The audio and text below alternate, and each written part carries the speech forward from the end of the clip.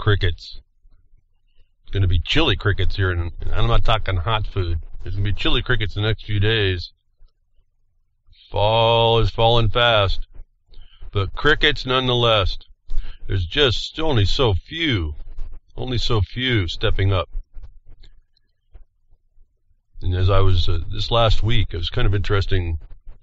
Again, as I've told you, I talk on the broadcast. I do subject matters. I try to tie lots of things together that form another message inside the message as best I can all the time.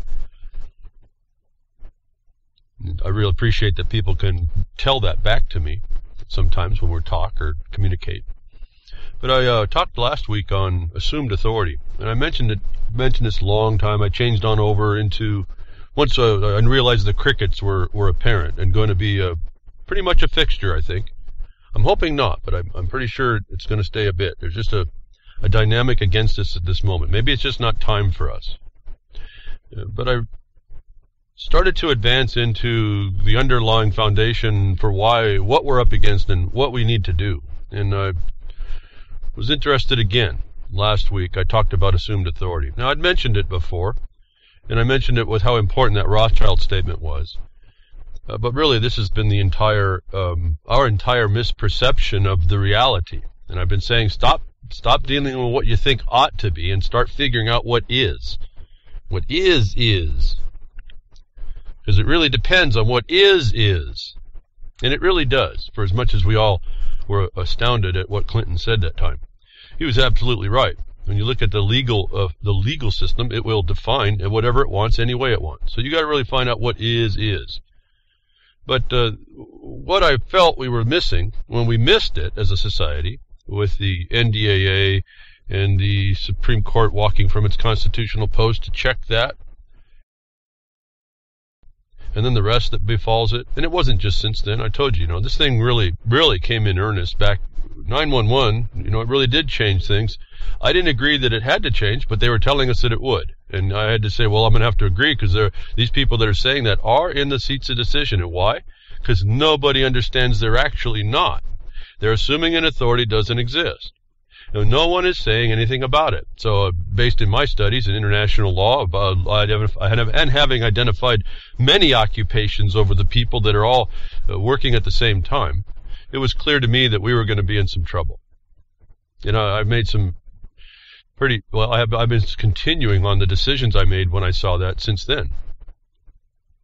So this week I talked about assumed authority, and I spent quite a bit of time with the Putin thing, and I wanted to explain this dynamic that's going on, and then tying it into us, and as I usually do, the mirror that reflects right here in the United States and what we're up against. And it's not because of all that, but it's just reflecting. There's things that work in the world. This is just not made up. And if it is, it's a common delusion. I guess is where we can go that way too. I'm not too settled in some of this stuff. To tell you the truth, I don't know what the reality is.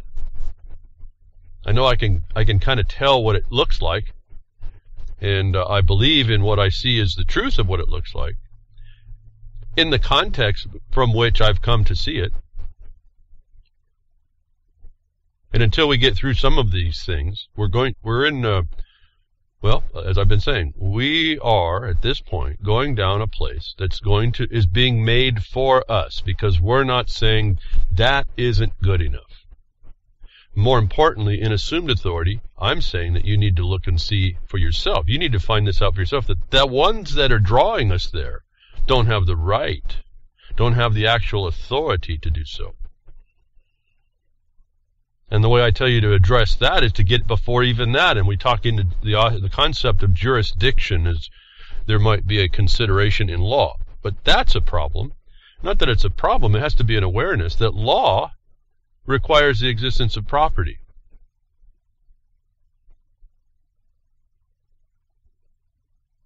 Otherwise, you're into things like Marxism, as I was doing a little study on that. Not that I follow it. Yes, I've heard of the 10 planks. Yes, I've read them. Yes, I know right away. You see, there's no property under Marxism. But what I didn't know, and I found out because I'm looking for some words that are not coming to me yet, and I thought I had a couple words I was going to try and use in discussion with a friend of mine that we're working at this real hard and trying to figure stuff out, when he came up with the term Marxist jurisprudence. And I thought that was a pretty neat term, because that's really what we seem to be up against. And I was trying to bring it into context with what we need to say. And in the context that we were talking, it sounded like it was a good thing, but I don't just use these terms because they sound good. We got to use them because they mean something and that they actually are relevant to what we have to speak to. And so I went and I looked at this term that is out there. But on a very quick and cursory review of this, I realized that just by when I typed it out to search out about it, I realized that typing the word jurisprudence requires that there is law. And I know that there's really no need for law where there's no property. By definition, Marxism doesn't believe in property. And therefore, where law is only existent because of property, the term Marxist jurisprudence couldn't exist together. So then I looked at what do people tell us Marxism is? And it's, again, their belief on what they think it is. Everyone's just an interpretation of an interpretation, isn't it? And I found out something I hadn't known. I don't really study it too much. I've been focused on what we have that has worked, not on all the theories that haven't worked. In fact, all the theories I can hear that have been attached to terms that have been attached to failures, I don't even look at all that stuff. However, we're being affected by these things. By whatever title and label that are there, there's people that believe they exist and they have a definition and they apply it. I didn't know, and it made complete sense, that Marxism, actually, by what I could find, it deals in the mitigation of conflicts between classes.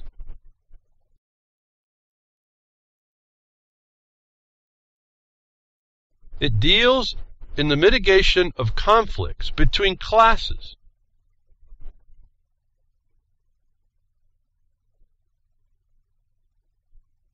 It does not deal in law. It does not deal with law because it does not deal in property. The definition of the conflict produces the implication, has to be, that there's a superior authority, a supreme authority, that has somehow authority to decide these mitigations in a class system. And we've heard the lie, it should be this way, but we've heard the lie that the United States of America is a classless society. After a while, you start figuring out that's not the truth. There's a classless society, but then they talk about the middle class. Well, wait a minute now. What it is right now, it seems to be last class to me. And partly that's on us. In large part, that's on us.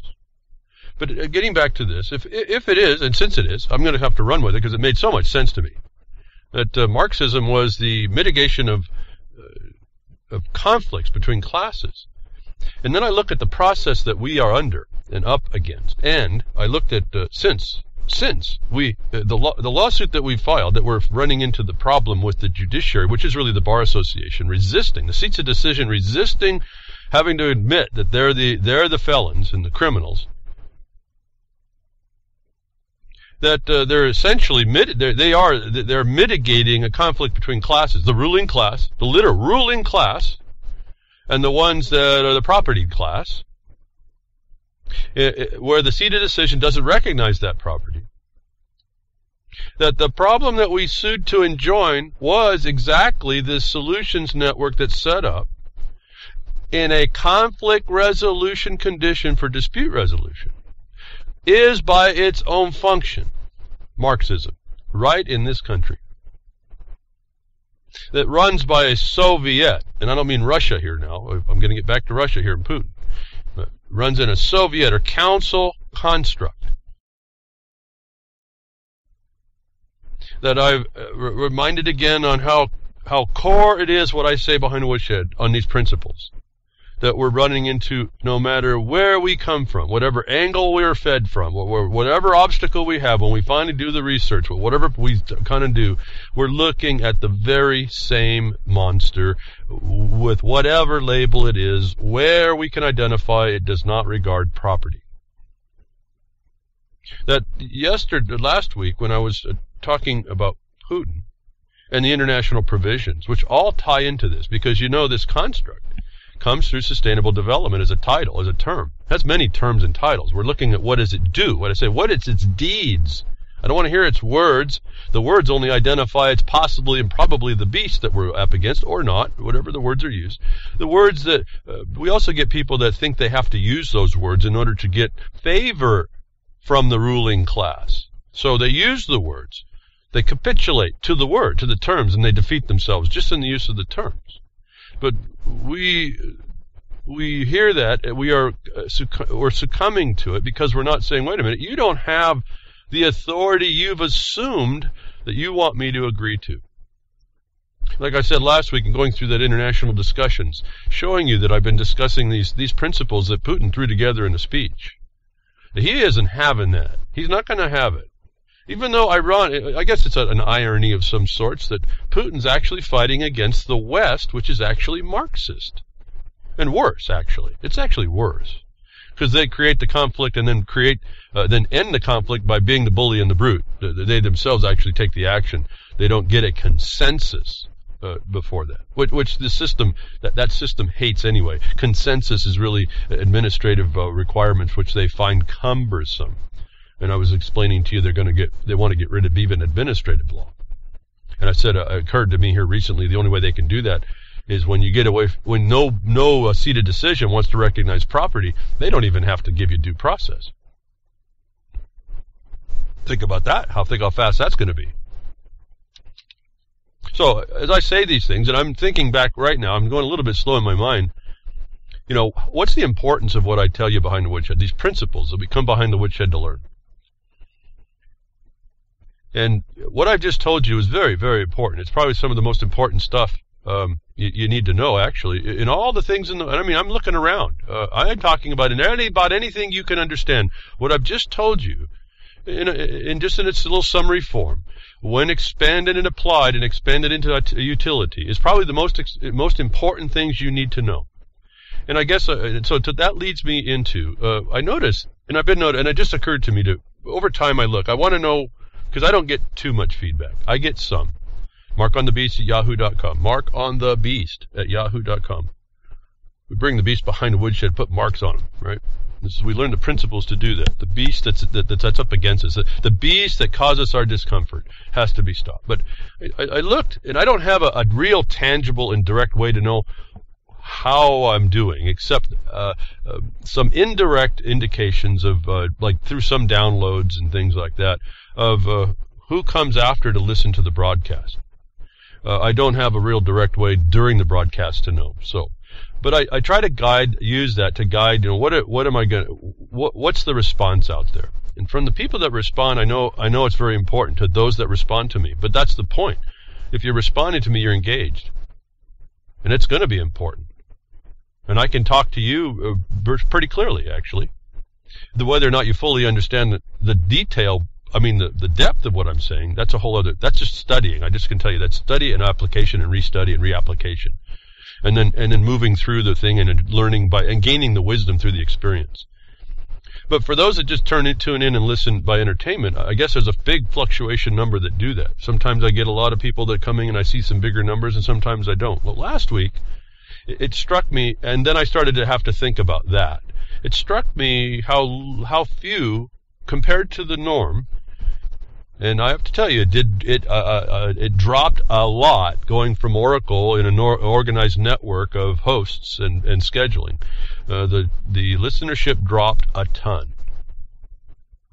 So I had to readjust to what the new normal was. When it tells us the new normal, we got a new normal behind the woodshed on listeners. But I was bringing it back, and then it goes through this fluctuation of how many people are listening and how many people pass the podcast off. And I noticed last week, and that it had dropped off pretty good compared to the new normal. And then it caused me to think back. And as I thought back, and I watched, and it struck me when these lower numbers would come back, just as I use as a gauge to say who's interested. It's always that battle. Who's interested? How much work am I doing here that I'm really helping people, and how much am I wasting time?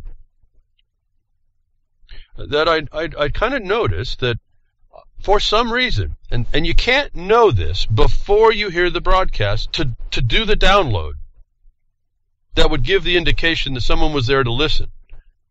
The numbers of downloads don't tell me that anybody likes it. It just says they initiated a click that downloaded the file that listened.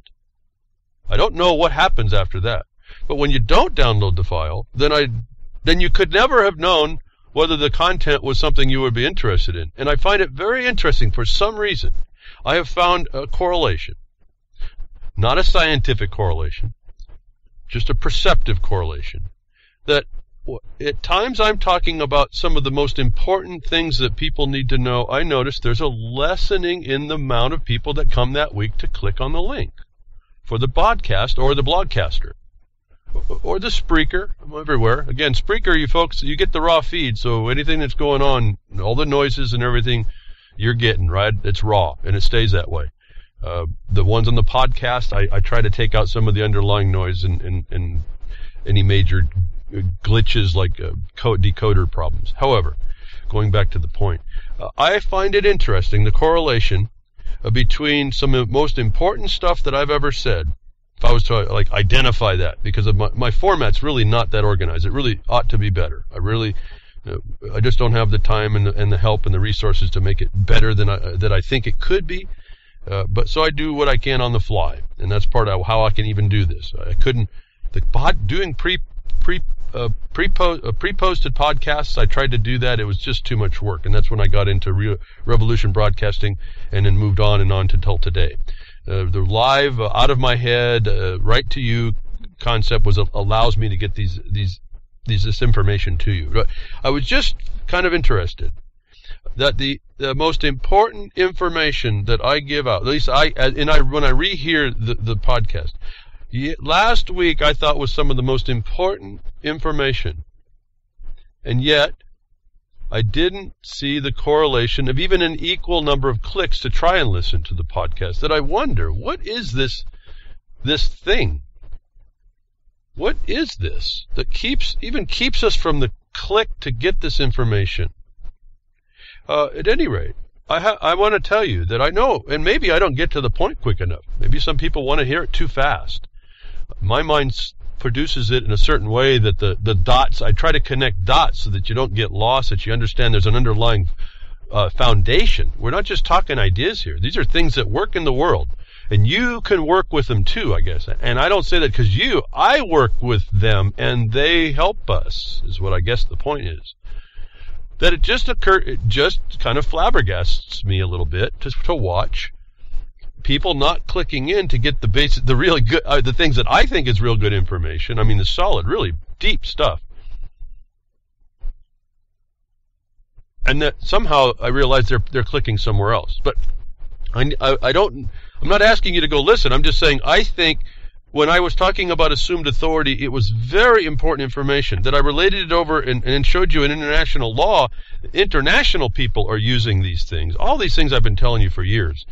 I thought was very, very confirming for all of y'all that do listen, that you need, and it's hard to think, what do? Each broadcast, I try to bring, the 100%,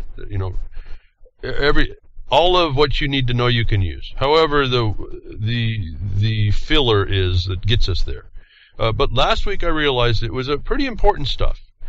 More importantly was, through last week, assumed authority became almost a discussion in everything that everyone I talk to, in resolving and trying to look at our problems, that we give over an assumed authority in about every moment, and we don't even know how to think outside of that gift that we give to those that would assume authority on about anything against what we do. And another thing came up. We assume authority, we assume and we give over. There's something else that rides here with an assumption of authority. It's the destruction of your own. That and I'm talking about, and this is just, the last conversation I had was just 2 nights ago. A woman that I've worked with on and off, on all of this kind of stuff. We used to go down to the county meetings. We signboarded in front of the county. We've been to the meetings together to try to rally up to stop the nonsense and the criminality. We've seen each other for 2 decades around. And I walked and we were talking, and we're always trying to solve this problem that we have. And we were at the Mining Association meeting, and I looked, and we were talking on something. I got to the point. I said, "You know what our problem was, and what I thought I think my problem was that I'm thinking I solved it. That she was still having this certain problem. Not only do we assume authority in others, and then that diminishes us, but we, and this is what I've kind of told you before, and this is why it became important. Each one of us, has failed to choose something and act upon it. Find the wrong, as I tell you, find the wrong. It came much more poignant Friday night. Find the wrong we need to right and go do that. Go find the wrong and right it. And when I said that, she had an answer immediately. Instead of all the things that are wrong, that trying to eat the elephant, if you'd want to eat an elephant all at once, is really one of our major problems. And I said, how I resolved it, and I hope I did, was I was focused on the mining law. All the knowledge and all my research was kind of floundering a bit until I decided to make the priority that property was important, that these laws meant something, and for those, we can now identify those people that believe they want to make class mitigation conflicts more important than property. That was an enemy, and that was a war against a stable society. As you see happens, as you see when you bring someone believing they're the do-gooder that has a say for you, you see nothing but chaos and destruction happens around it. Where when you have a property, and you're allowed within that property to expand your world, and most typically a non-criminal, where you're not harming others, you usually do better for the environment around you, the real environment. That's the one we live in too, not the one that we've been cast out of. That property really did become very, very important here, that the mining law for me gave me a focus, and I committed to it. That I wanted to make this highlight back, and I know here we are 20 minutes in. It just kind of stuns me a bit, and in an odd way, because you can't know when no one clicks that they didn't know what they missed. That it happens to be some of the most important principles I convey that people somehow don't know to go click there. That those principles, I'm continuing, and I've used them all the time, but it just seems odd. This week happened to be people questioning, and the answer being, more importantly, the authority that's assumed, that we assume in others, that I talked to you last week. That I want to reiterate the importance of the information from last week. Has become more clear to be a core problem in us, and partly why we don't really get anywhere. And I was explaining to my friend, I said, because she's involved with a lot of other groups, not just our mining association, and like a 912 group, and I don't get into all that. I understand where that came from, and that's fine. To me, it's just a bunch of people that care, that want to do something and do what they know. They do as they best know, but I'm finding it's not enough, and that's how we started this conversation. I showed how people who don't understand their counties, what their counties really are, might think that county government is in service to the people, when in fact, if you go look very carefully, they aren't, well, in most instances anymore, they're not at all. And so this is where it starts. I said we go at it like what we think ought to be, without the tools and without the communication to the system that is, and it ignores us, and then we get angry. And yet it's really on us to understand what that system is, because instead of us disregarding it and trying to impose what's not there, before we can put in the system that we want to see. That if we don't take what is that is, and communicate to it as it needs to hear you, we're going to fail every time. that when I talk about the assumption of authority, and you think that it's literally an agency of the state that's actually operating as a corporation, and you don't need to tell them this, you just need to know it internally and deal with them at that level, that your communications with them changes. That then shows, I mean, when you realize you've assumed upon them a character of authority that doesn't even exist, let alone not addressing the one that does properly. That you've disempowered yourself in about all ways. That you'll never get to the ability that if you think that they're an authority and you want to challenge it, you're even challenging that assumed authority that you've imposed upon them that's wrong and you're going to fail. Again, this comes back, as I've been telling you, we got to really figure out what is, not what we think it ought to be.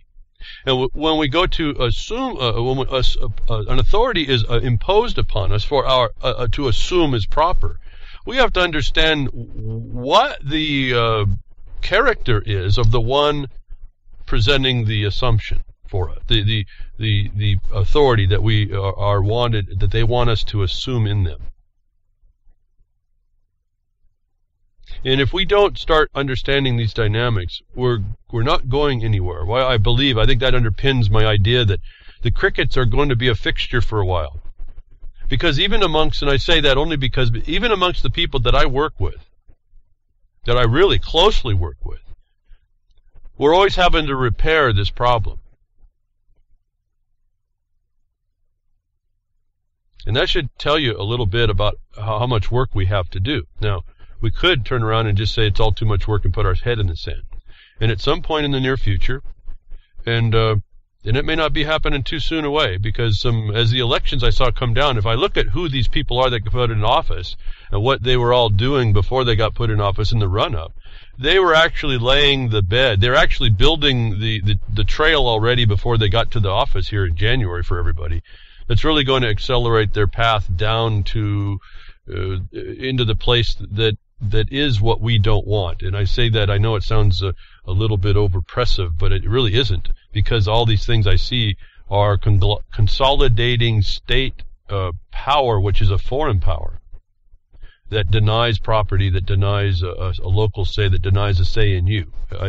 And they do it all under the warm and fuzzy efficiencies and cost effectiveness, and we won't steal taxes from you no more because we get to do this over here. And in the entire time they're reconstructing the government and the reality around you to they're tightening the chains, they're shortening the chains even more, and nobody recognizes it. And so what we do is we complain and cry about the bindings being too tight, and they say, well, we can't hear you because you're not talking to us the way we need to hear you. Which shouldn't be, but it is. See, that's the is part, not what we ought to think. And this is what I try to tell you. There's a certain way to challenge the jurisdiction. First, you have to recognize it. It is there. These people are there. You can't deny them. So, and I've learned a long time, just go ahead and admit they're there. It's not a problem to admit to it, but then you challenge that they, as you admit that they are, not what you think they are, but what they are, don't have the authority to do what they're doing. And you bring that complaint or that challenge by the way they communicate, because they're the ruling class in this classless society. The oxymoron of which should show you don't understand the reality that you live in. That I'm suggesting to you, you listen to what I was talking about last week with Putin not having it, and the reasons underlying all that, and the assumption of authority that we give over and the defeat that it causes us immediately, and how to change all that. And you're going to get yourself on a road that's much more effective. So when you're frustrated because you've been working all this time and can't quite get it, as I say, jump in and try to just engage, and the experience comes. In other words, you will see stuff that you'll learn, good stuff. You'll learn. You also learn the tough stuff, but that you can handle. I've been pretty happy to see. I haven't watched that anybody with a spirit of independence really loses. You might get beat up just a little bit, but if you're in the game a bit, you got some moves that come to you that you can outmaneuver and outdistance and outlast, as we hear the entertainment telling us we need to do. Actually, not out in the wilderness. We need to do it in our societies. In our society and where we are. that, once you engage, the tools come and the insights come that I can't even begin to discuss. For instance, in this last election, we might, for as much as we sued part of this. It was suing for the existing regime of whatever nature. I mean, we can identify the nature of it in lots of ways. And I see up in one of the chat rooms, it's but don't be the corporate fiction. Well, the application brings you into that state. See, that's just another state, and that's we can find that these states are corporate. They function as a corporation, and that's okay. You don't tell them that. You just deal with them in that capacity. That the election system that they've constructed is for that system. That's a false system too. In other words, the offices of the people are absent, and there's no way to get at them at this point. However, we also noticed in being in the game, in the election, we may have actually identified what we've already sued to join, but that we can't, the seats of decision doesn't want to be ousted of their power, but that we may have found another avenue within the election side. It's actually not the election side, I'm sorry. It's the representation of the people's side as an excuse, because that actually doesn't exist anymore. But because it's supposed to be regarded by the occupying force, we use the appearance of the representative form of government to be complied with by the occupying force. And because of the way, if you look in every one of your states, you look and see if you can see major divisions between the parties, as I did in the state that we're in, or one of the states. We're actually, the Jefferson Mining District's in 4 states, so I got to look around a bit. But the one where we're having a main problem in right now is Jefferson Mining District, where Portland, the city-state, the castle city-state of Portland, wherever direction that goes, pretty much rules the whole entire rest of the state, unless all the other counties vote at 80 or 90% contrary to overthrow, and that's when it only barely breaks it. That we found out there's a failure of Republican form representation in the electorate, which is representation to the state government, which is what we're fighting right now and what we sued against in the Senate Bill 838. That if the counties would have representation independently as each county in the Senate, that we would actually overthrow the entire Senate system again, give the counties the voice, and that bill that's killing miners would not have even come to the table. Where it could, where the Democratic side, the actual professing Marxists, have control and rule in that state. That we are now, by being in the game, we're actually now going to be able to advance. Whether or not it happens, I don't know. We'll be able to advance this very thing we sued to stop. So now we're going to hit it from 2 points. What we sued to stop was a lack of representation to protect producers, this is property owners, you understand, even down to your house. If you understand what I've been saying, the principles behind the woodshed that we've been learning. And a lot of this stuff maybe doesn't mean anything to a lot of people that listen. If you've been listening very carefully and thinking about it, I think you'll understand what I'm saying. This is a very important thing, and it gives us this power.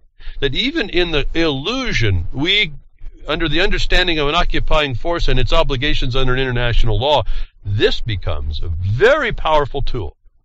And we get to, because I understand, I heard it from Gerald Celente first. He's a political atheist. I have to say I adopted that.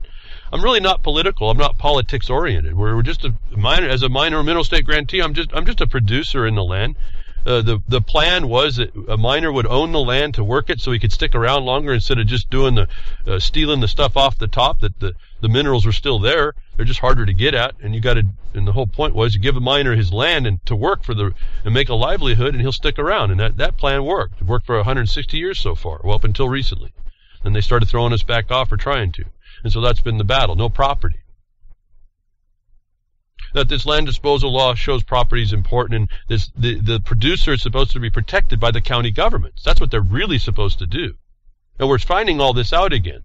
You know, what they told us in history classes and all this social studies and stuff, it was just the barest minimum of just the structure, not the function. And we're learning a ton of stuff that I would have never have understood, and none of us that we were working together would have ever figured out. That we're actually knocking on the door of a major historic thing in this election. Not because of the election, not because of the votes, not because of anything, but because we've identified that the occupier has created a condition to defeat us and destroy our property. That we have a power to send back to Congress, only having the power to reform a government, to assert a power, a right, to have a whole state's government restructured to bring representation back, at least to the landowners and producers. That wasn't available to us. I didn't even who thunk about this, folks? I mean, this is 10 years going on, and all of a sudden this pops up just because we were in the game. Well, I ask you, just find a place, get involved, find a wrong that's just hits you wrong. I mean, and needs to be right, and you be the one to make it right. And you know, when I asked that of people this week, you cut through the assumed authority and then go for the wrong, the harm you see that needs to be righted. That answer comes almost immediately out of everybody I talked to. I mean, it did come out of within moments. Everybody knew the one thing out of all, that they would choose to go after it. And so I said, and that's what I think happened to me, just to convey the idea works. You really do, when I've been telling you, make that decision to find a thing that's wrong and make the decision and commit to it and persist. That's where we're failing. It doesn't take that we all come together. In fact, when we discuss this, the immediate things is, well, I don't need anybody to do this then. I don't need a group of people. Well, that's true. You don't. It's nicer to have a group of people. But when you're on the point of the right, and you understand the dynamic, and you start applying that, there's not many things that can come against you, short of criminality, which is you can expose. And that's why when that starts to happen, it's nice to have a few people around. I don't mean physically like with cameras. I mean be able to address, because it doesn't come that direct. It comes indirect. They try to make a criminal out of you. You need to have people to kind of cover your back and be prepared to do writings and things and records and take care of that for you as you move, like your mission through. So last week, it occurred to me as this week went on that the assumed authority discussion, the Putin not having it, was just like you, folks. You just have to say, I'm not having it. That's all that was. Putin was reflecting what we need to be doing. He's in a sovereign capacity with the seated decision in international law. I explained to you that you're just an international being to everybody else, and you have your international law, you have your decision making, your law making, your action, all based in the law that you have internal to you. You're a nation unto yourself in that regard. You're an international being with regard to everybody else, and that's where it starts. And we can be the Putins, where we're standing up and we're saying, we're not going to allow you, I don't care how big you think you are, United States of America, we're not going to let you, the biggest bully and brute in the world, to do what you're going to do like you think you're going to do it. And that's what I hope that you got in that reflection, those of you that did click on the podcast. So, to me, this last week was really somewhat of a culmination of the proof, and I just wondered, in the anomaly, it seemed that the lack of listening this last week, it just became marked upon this point that it kind of got stuck in my head a lot more than what I put on my tabs yet to talk about. So let's get to that. And based in elections, and the war is multifaceted, and so you have to kind of be doing that as well.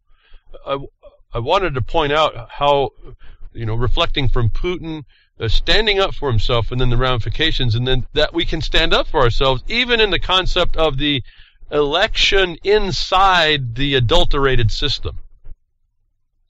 And even though it appears, and we know he who counts the votes is more important than he who casts the vote. And then as I was looking last week about all this, is that, do you really have a choice in the vote? That, we may have a right to vote, but does that mean you have a right of choice? I don't think that we ever were given the right of choice. And I think our system reflects that. But to let you know, when you stand up against a wrong, that wrong is going to defend itself even and be more wrong. I'm talking about Putin in the manner that I'm reflecting as a decision maker with sovereignty and self-respect, I would have to say. Even though I told you I've got a lot of hesitation about Putin, I think he's part of he's the New Worlder part, where we have a construct. It's again, global governance, and that economic system is what he supports. That is Marxism. It's done by Soviet council control, and no nation. That's why they called them nation states, because now they are subverted. We should have never accepted the word state on the nation, because that admits into the UN construct of a whole nation just being merely a state that is then run by Marxist rule, which you see undermines even the states, as if you reflect that to the United States of America. But right in the news it came, right after Putin puts his speech up that I told you that I hadn't gotten, that we read, and I showed you the very important passages from last week. The news is U.S. demonizes Russia to assert hegemony in face of credible threat. So here's the United States' reaction: is not to fix itself; it's to blame Russia. I'll just let you know, when the United States did this, the United States lost. That's all the Russia's got is the United States has got is to demonize, to call you bad things. You've lost the argument. The U.S. sees Russia as a credible threat. Well, that's right. But what's that mean the United States wants to do? It's only going to say it's a credible threat. It's going to try and justify itself to continue the plunder and the brutality, not address the substance. And what I find interesting is they bring up in this discussion Mikhail Gorbachev. He's the green priest. Remember about the Presidio Trust properties? When he stopped being president of Russia, he came right on over here and went into San Francisco, and they handed his trust a lot of land to conserve underneath the green religion. And he's the one that's spouting off all of a sudden. I just find this stuff just fascinating. I don't know. I mean, I don't know what else other people think about it. I don't have time to study too much. I just the touchstones here. Mikhail Gorbachev says we are on the brink of Cold War. Where's the front line this time, and where are the weapons of choice? Well, his inclusion in this country allowed that. And if you don't understand that, again, maybe click more project, send the podcast around and look into this thing that we identify by many names. He's the priest, and the Pope is the Green Pope, and the Green Pope supports this hegemony. And now it's demonizing, through the voice of the United States, Russia. Boy, that's an interesting dynamic. It just so happens that Russia is supporting the BRICS, the new challenge to the World Bank in the West. Interesting dynamic. The point is, it's all developing a World Bank system. Now, I told you, they're just going to create an antagonist to make it important, and you think that there's something going on, and it's really just two parts playing playing the middle against the middle. As I've told you, the United States of America and these parties, the Democrats and the Republicans. We're not worried. We're not looking at the opportunity of the Republicans. We see in the elections for the state that has the misrepresentation as the Republican Party. We want to see them have more control. What I told you was the Republican the counties viewed as the only two classes in the classless society. The only two classes that are listed for elections were Democrats and Republicans. 3/4 of the state votes opposite the Democrats, the Republicans, supposedly by class distinction. Yet that told us that we could actually use the Republican Party, and there would need and want to get more control. We can use it to actually bring the county representation in that the people need for their property protection. And how do we do that now? Because when we look over at the federal side, aren't we told? And I'm not buying any of it, but I mean, the numbers, it's there. What I'm saying, the effect is not going to be what we think. If you don't think we're not going to war with the Republicans sitting in the Senate right now, with the Democrats the Senate being in the House as well for the money, you better, I hope you all got your helmets. At any rate, so we now see on the federal side in Congress that has the power to change the government's, a state government's government to meet the obligation of Congress to guarantee a Republican form of government. We can now use the Republican Party monopoly in Congress to actually push this thing through.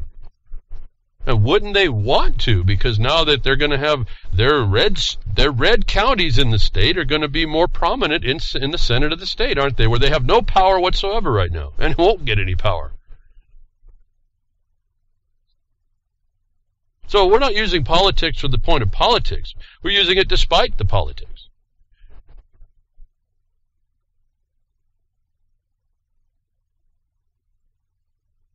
Don't underwrite the election. I don't underwrite that you need to register as some status that's a serf to be voting. In a federal, you understand, it's a federal serfdom that gets you to vote for the state, your state representative. What is that? Does anybody stop and think about that?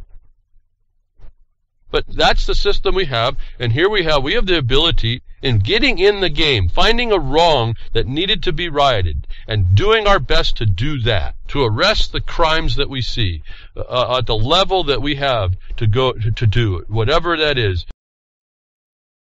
You are then put in a place where you get to see a much greater condition. You get to see the dynamics, as I pointed out. I told you last week, this speech by Putin was big. Well, this week, U.S. demonizes Russia. So, folks, the war drum is being beat. If you have any concept against that, you better get in communication, even with all those people in the seats of decision that won't listen to you anyway. Because at some point, they do, in fact, listen. And I'm going to tell you something, too. They know a lot behind the scenes, but they don't know a whole bunch. We're finding out they really don't know anything. The concepts that we bring to the people that are supposed to be the representatives in the seats of decision are clueless to what is actually available. How far away we've gone to what is supposed to be is now, it looks like genius to these people. And all it is just us retelling them, no, this says it right here. That you were supposed to be doing this, not doing what you're doing now. That the people have a power if you just bring it. Just bring it. And in that vein, in the elections too, and a lot of states were having these labeled GMOs. I've been against the label the GMO, and we went through all that discussion. I was hoping that instead of labeling these labeling laws, we would get someone that would step up and their people would say, ban those things. Well, guess what? This last election a couple days ago, election in Maui, they actually banned GMO crops. And I got this off of John Rappaport's blog. Like I said, he's been hitting on all cylinders to me in the recent publications. I don't have time to go back and read about it, but if you want to get on to him, you get the link in the blogcaster page. John Rappaport's blog is what it is called. He had the first report on it.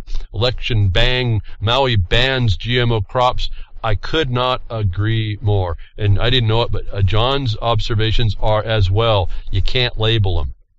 Don't agree to their existence by causing them to be labeled. Notwithstanding that the Monsanto's attorneys or someone like them underneath the Bar Association, industrial attorneys are writing these bills in order to leave loopholes. We went through all that. You are not causing the labeling of foreign food or the existing food. All you're doing is causing it on the new food, and it'll probably affect a small grower, a small manufacturer of food. So John saw the same thing. It's always nice to find someone else with a consistent observation. Again, this is not just an opinion that you just should ban it. You have a substantial foundation to support that view. And there's a note that he writes here. I won't go on. I'll just read this little bit because it's important. To those few of you who are spending big bucks to fund GMO labeling ballot measures, I'm taking you to school in this article. Read the whole thing, especially the last part. If you want more lessons, get in touch. He's telling you, he'll tell you, and he says this, I got the crux of this. He's telling you what I've been telling you. You can't agree to label something that ought to be banned. And this is just for plants, the crops. I'm saying ban it, ban GMOs, period, and out of your food. The people can make initiative or referendum, or in those states that can't do that, contact your representative en masse and say, we want a bill that bans GMOs in our food. We don't have to, we don't need to gamble on what's in our food. It's not, cheap is not important enough. So you can do it. I guess the whole point there, you can do it, even on the elections, the thing I don't really focus on, the thing that is a big crime against us. The constitutional process by bringing law is enough of a tool for people to get together to change the laws as they need to. And I'll tell you, the Marxists in this country, the occupiers that cause us to have to even look at this, are well more organized to do it. That those of us that see the problem, we really have to come together and work. Again, we don't have time to look for the big group. We have to just work on our own, and that's really powerful, actually. So you can ban these things, and I was happy to see that they did that, and I was happy to see the labeling law that I think hit the Oregon failed.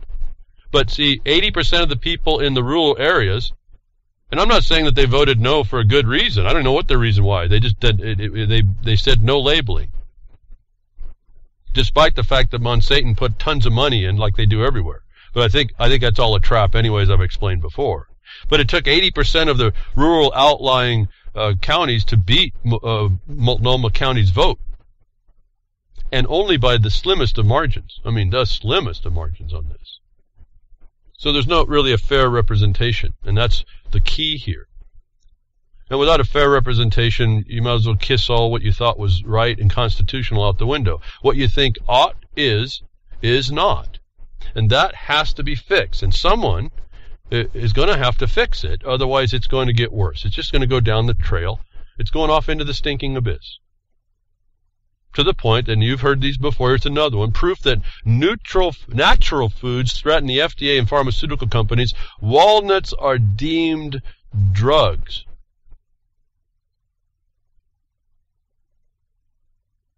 So this ends up happening to be what companies claim on their label that a walnut can do. And the FDA says if you're going to make a health claim, natural food producer, you're going to get fined. And the inequity and all that, I'm not going to go through here.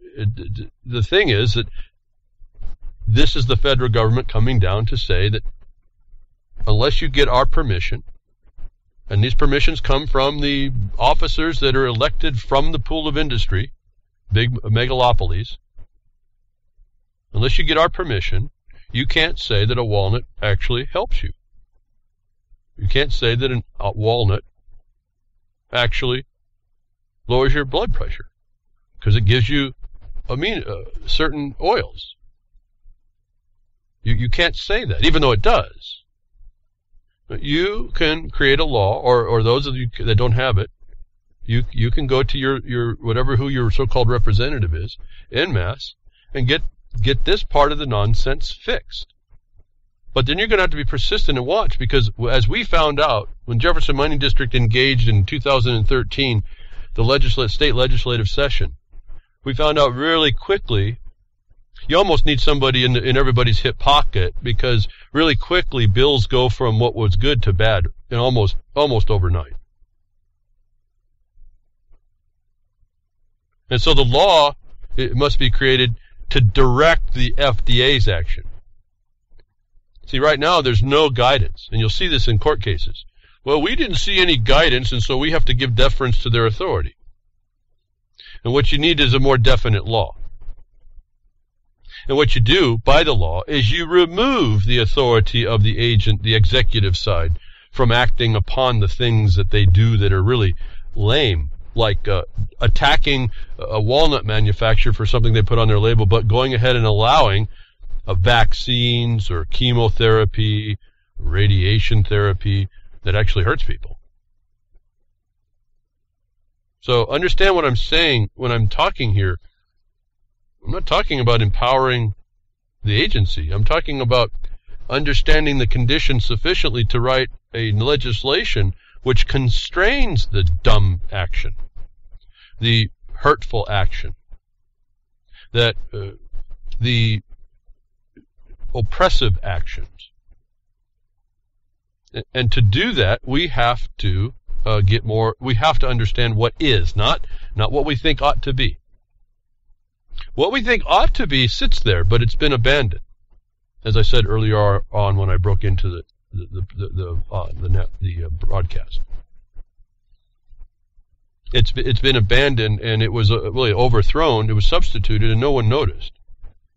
And so you have what you have, and you better understand what that is. If you don't, you're not really going to go too far. When you do, there's a two-pronged approach. First, you would try to go after the system as it is, and within their communication set, you address them in that communication set. On the other hand, you come in and you get the mass, as I've been telling you, the mass opinion, the public opinion to understand, be more knowledgeable about what they're dealing with.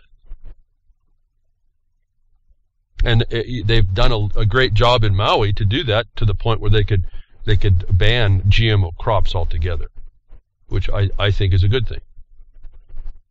Again, just in summary, until they can show me, and until somebody, and I hear these so-called bioscientists. So there's another whole elite mentality about that. It just kind of drives me nuts. But they think they're doing the world great, but they can't answer to me, and they get angry at me when I bring this up, and they try to put it on me to prove. I don't have to prove it. I just know the problem is I'm not going to agree until they tell me how it doesn't do this. That when you merely address a cell by poking it and actually damaging it, it goes into security fits. It starts creating all by itself. It's amazing. I mean, just look at that dynamic. It starts creating defenses, chemistry defenses, biological defenses. Between just poking the cell that you think you're going to put a new DNA strand in to recombine. And those defenses are toxic and unnatural as soon as they do that. Its defense response is natural to it, but unnatural to the thing that's infecting it. And then it grows up with all these, with this memory and these chemicals, because it's already been attacked once. It's going to keep them in its system because it's going to need it again. It knows, and those proteins react and respond to other healthy proteins, and systems, and exchanges, and conversions. These happen to be the most core catalytic conversions that happen in cells. Now, so when that happens, if you just poke the cell, you don't have to put any DNA in it, and it causes this damage to the cell that it responds to that can cause components to be built in the cell that is what we call an allergic reaction to people. Until you solve that problem, I don't want to talk about GMOs. I don't even need it in my life. I don't know about you, but I don't. I've learned that a long time ago. I stopped eating certain foods from certain places, and taking responsibility for what I eat and where I eat it from, it saved me so much upset stomach, so much sickness. And this is the same way. Only thing, this is a little bit more hidden. So you can make your decision, you can accept it, you can take your vaccine, you can do it, but if you look at all the component parts and look at how they're doing it, they all seem to be GMO. You ban GMOs and see what starts to happen. Oh, it's going to cost you more. Well, but you won't. Will it, folks? If you start having allergies, and you have to go to the doctor and start paying for those shots that you think is going to help you get off the allergy, or you have to do medications just for the allergies or the upset stomach and all the Tums you're going to eat because the chicken you ate had some GMO modifications or some antibiotics that are okay, how much money is it going to cost you in Tums to keep your stomach from being upset? Just because it's a GMO that you didn't know about. See, I think there's always these people put in a lie. They kind of lead with a truth, and they say, well, but we say so, and that's good enough, and the FDA, who's led by them, says so, and so everyone thinks it's okay, like the CDC.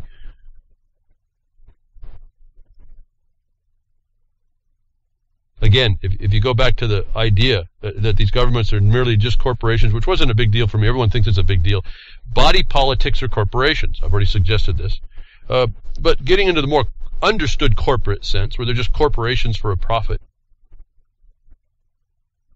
And when you find out that the government, as a corporation, has authority, apparently, to authorize other corporations, and that the underlying economic construct is something the government controls, and it's all about the bottom line, what kind of a world do you think you're going to get from that? When a company underneath the authority of the state says, well, we need this for our economic health, and the beneficiary of that economic health is the state, do you think it's going to be stopped? No, of course not. It's just a big criminal syndicate. So we have a say in this, and we could do what we need to do, or we can not do that. And I guess I chose something to do, good, right, wrong, or indifferent, and we're approaching that through the mining law and what we do and what we see, and where we are, and more slowly, just ever so slowly. But in fact, miners come slowly, and it doesn't need to be miners. We have lots of people that are just ranchers and other things. They're dropping off into where they live, and we're helping them to be very effective. I don't know how that works, folks. Like, you hear that Bundy thing, and I've been talking a little bit about it. All of a sudden, for some reason, never even contacted somebody, a guy, shows up down there and says, I'm going to stop this. And now there's a whole bunch of people that are going to go up against the Bureau of Land Management and I hope it's still in the formative stages to address them a whole lot more properly.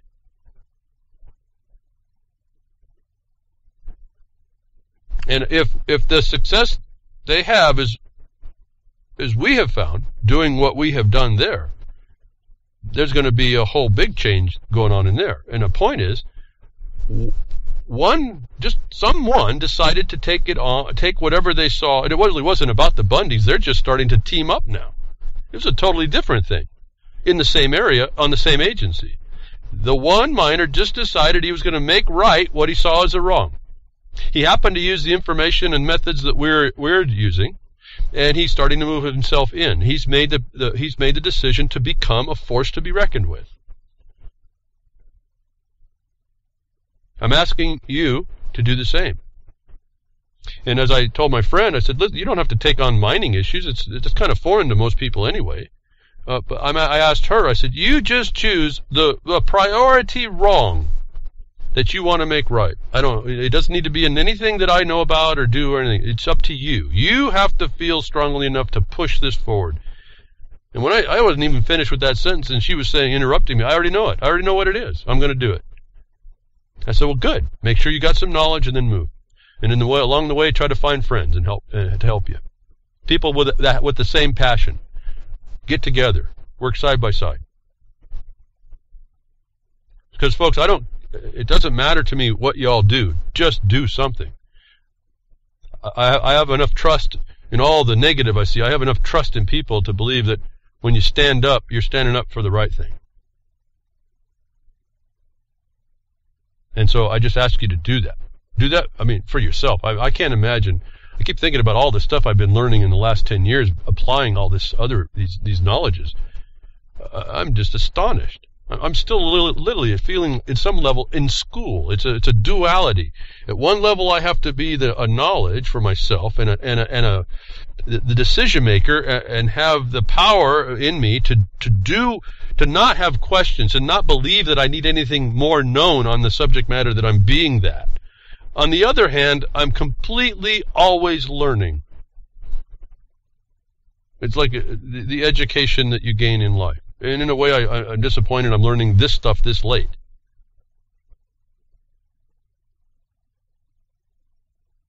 That I know, for those of you that want to, you rally and complain and whine and moan, and rightfully so, if you're doing that, you're not doing what you need to be doing.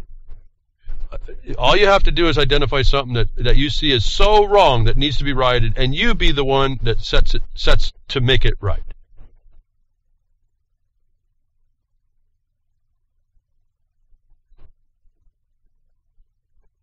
The people can speak, And we found another thing at the election. Despite police fear-mongering, California deals blow to drug war and prison industrial complex. In other words, it's not without getting into the story down there too much. As the citizens of California let the establishment know that they felt what they felt about the drug war and mass incarceration Tuesday in landmark vote. With the passage of Proposition 47, as many as 10,000 people could be eligible for early release from state prisons. It is also expected that local courts will dispense 40,000 fewer felony convictions each year. This is a move that is sure to have the uniform shaking their boots. Oh, no criminals will be getting out of jail. However, 47 will not be putting murderers and rapists back on the street. In other words, they decriminalized, if you will, nonviolent crime. The people did that. See, the occupier will go to the nth degree to make the most money, the bottom line, in its industrial complex. And it's the people that have the power to stop that. So there's another victory for the mass of people if you just put your mind and energy and persistence to these things. These are the things that came to me about the election, not who won and all the politics and all the dynamics. Like I said, everyone thinks, the Republicans and, we changed the tide. The changing of the tide in the Republic for the Senate and the Republicans was not a confidence vote for Republicans, more than a denunciation of the unqualified one, seems to me. And the direction that the so-called Republican Party has taken is not one that I would choose to be supporting. So these political things really may not, they're not what they're all cracked up to be in any regard, but that's the condition we find ourselves. That actually, you understand that the people that stepped up to make the proposition and those that voted for it circumvented that whole thing. That entire system got circumvented. There's no political party in that. There might have been political persuasion, direction in the party, but the voters ultimately was the deciding factor to circumvent even the judiciary, the Bar Association. So despite their oppression and their usurpation of the Republican form, there's still enough form in there to act in order to change it. And it takes us doing that. Well, I said, just find a wrong and start to make it right. It doesn't matter how small, it doesn't matter how big. I would ask you for your own sake, make it within, maybe just outside what you think your capacity is, but don't take too big a bite. And this weekend war report, as we've been doing now since the crickets, deep behind the woodshed, defended by the Doge of war. Hot diggity Doge. You too can support through the Dogecoin if you get on the Blogcaster page. And you can click on the little icon of the Doge of war, and that'll you can send Dogecoins to Grimner to support what he does for RLM to make a place for me. You can also go to your UCY.tv to support UCY.tv. I understand now we're being automatically loaded up to YouTube, I think, through UCY's great help. And the FM broadcaster, whoever else is broadcasting out there, support all the voice going out, even if there's only a few clicks a week. That could be the difference. You never know. Again, it just takes Maui. Just one woman started that. The decriminalization of nonviolent crime started with one or two people, just a couple. Starts with an idea that goes on. You too. But in this battle we find ourselves, in Battlefield America, that United States government, that little district over there, that little bitty pipsqueak of a place, declared the war on all the world, actually. We have a digital war going on, and I was telling you the silent weapons of quiet wars was the main thrust and crux. It was intelligence. That I want to bring up a couple more things to give you maybe some help in the minefield of digital access, in trying to keep what you're doing a little offline and off the grid, to make sure that what you're doing is not exposed before its time. That's really important. That's really been a big deal. Not to speak too highly of yourself about what you're doing. Just keep it quiet. Work underneath the skin of it all. Be real. Just work like you would. In case someone might be looking at you doing a crime, you'll probably do a whole lot better. We don't advertise what we do. Well, the work that we do advertises itself. Let's put it that way. And that's how you have to work it, so that you don't become a target. You want to keep your information quiet. You don't want to let people know in on it. And that's been the problem, is the government wants to know in on this stuff. But which message technologies are truly safe and secure? EFFs. This is Electronic Frontier Foundation.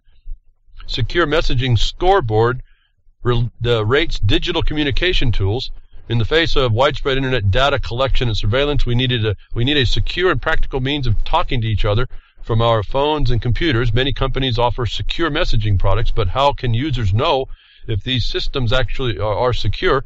And so I'll send you a link to this article, and then also the link to the messaging scorecard. And it's just a chart of all the services that you may or may not be using, Skype and things like that, and Jitsy's on there, the one that I've gone to, and it shows you what they do and what they don't do. And I was pleased to see, though the one thing that was not checked in off was that we don't know the code for Jitsi. The other factors were all checked green for the use of Jitsi. So this is not open source. It's proprietary software that runs this, but all the other things were green. So it had a very high rating. What I've been asking you to do is jump over to Jitsi. It's just, I don't know that it's not any different than Skype. I don't have too many people have moved over, which is a little bit of a disappointment. I guess it's at the level of wondering what's going on with people, but not that they have to tie on to me, but if I don't see them coming on over, then I wonder why do you keep giving up for a non-privacy privacy statement with Skype when you have something that you could use. It's just identical. At least it seems like it is. No one's told me any different. But we have the messaging scoreboard. It can tell you what liabilities and what are you exposing yourself to, and you can make that decision to just tighten up your security a bit.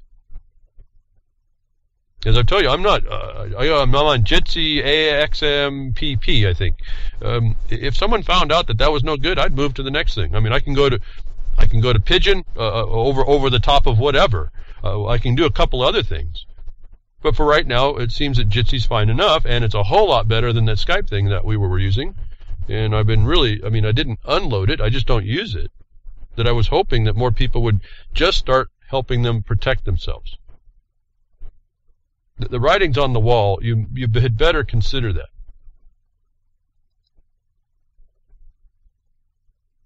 Ponzi Bitcoin firm head charged in first-of-kind Ponzi scheme. So here's an attack on this system, and it very well might have been. I don't know. I guess we're all proven innocent till, we're assumed innocent, I guess, or presumed innocent until proven guilty. That's not a case. But a Texas man who ran a firm that claimed to make virtual currency investments was accused of masterminding a $4.5 million Ponzi scheme in what the United States prosecutors said it was a first-of-its-kind case tied to Bitcoins. Now, I'm not going to get into all that. I found this fascinating, this story more fascinating, because first-of-its-kind Ponzi scheme, they're going after this Texas man, and yet you've seen since 2008 and 2009 all the Ponzi schemes that the federal government and the prosecutors have not gone after. They're too big to fail. So apparently this Texas guy put his head up a little too soon before he was too big to fail. I wanted you to understand that the government's willing. It doesn't like competition, so it's probably brought up this one-of-a-kind Ponzi scheme in light of all the. And this is U.S. prosecutors. This is Holder, or what now? Or the new one they're going to try. Her name. Who I don't know why you'd want to be prosecuted by a prosecutor named Lynch. I really don't. But that's the next one on tap for you. And they come against this Bitcoin, which may have been a Ponzi scheme, I don't know. But it sure bothered me that they seems to be slaps on the wrist for anything that did get called out of all the other Ponzi schemes, and the United States heads the biggest one.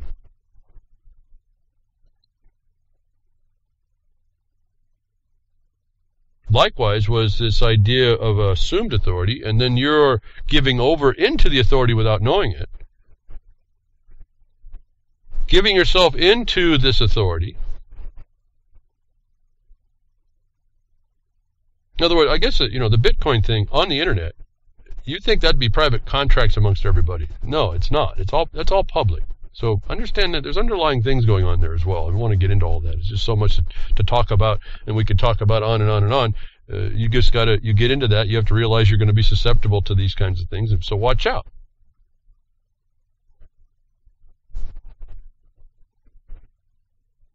But along the lines of the jurisdiction, and I get lots of questions. In fact, I had one at the Mining Association meeting. It came off a left field because it's miners that were in an association meeting, but the question was about Obama's scare and employees and having to pay. And this, again, as it comes up, speaks to a very fundamental problem. That we assume upon ourselves what the one who assumes power says we are, instead of kind of kicking back and saying, wait a minute, first of all, you don't have a right to say I'm anything, and secondly, I'm remaining silent on whatever I am. None of your business. See, even that term, it's none of your business, says you're in a business. It's one big commerce thing, always. But this next story I found really interesting, more only to this point, to this extent. I didn't understand the title. In fact, I threw this away, and then wait a minute, there's an important point there. And it speaks to this assumption of character that we put on ourselves from the one who assumes authority to put it on us. How deep this defect in us is just astonishing. Law enforcement defines election as referendum. Obama's amnesty means tidal wave of illegal immigration. Won't get into all the nonsense and all that. But I found the opening statement just critical here. The law applies to you and me and I. The law applies to you and I as citizens, and yet it appears there is no law when it comes to illegals. Pinal County, Arizona Sheriff Paul Babo said in a statement provided to Breitbart News, who I got this little story on. The law applies to you and me as citizens, and yet it appears there is no law when it comes to illegals. Now, based on what I just said about assuming a status over someone who assumes an authority to say it, that may not be at all, what is that statement doing? But what I just said, that he is imposing upon you his authority to say you are a citizen. We're saying you as being a common group of people in the reporter being just people. And he says, you and I as citizens, the law applies. Think about that, folks. And this is what I've asked people over and over and over. What if you're not a citizen? What if you assumed upon yourself a status and character? Character is an obligation. Character that doesn't actually exist. What if you absent-mindedly or without actual notice but have the obligation to know by your own deeds the due process, the due results of your actions? What if you assumed the authority yourself by signing a piece of paper? How does this guy, this sheriff, have the authority to call anybody a citizen in connection with the one he's talking to? Now, I don't know what agreements and papers they passed together to even know this, but the point was, law applies to you and I as citizens. Citizens is a status. Illegals is a status. You're looking at him complain that the people that are citizens are in the law, and those that are not are outside the law. Think about this, folks.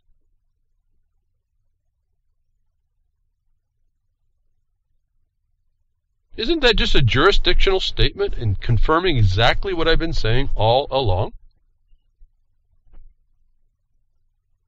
Wouldn't the answer, when I'm looking at this, wouldn't the answer say, well, I want to be an illegal? Well, maybe I already am. See, just the first question is an assumption that I am. I'm going to say, I already am an illegal.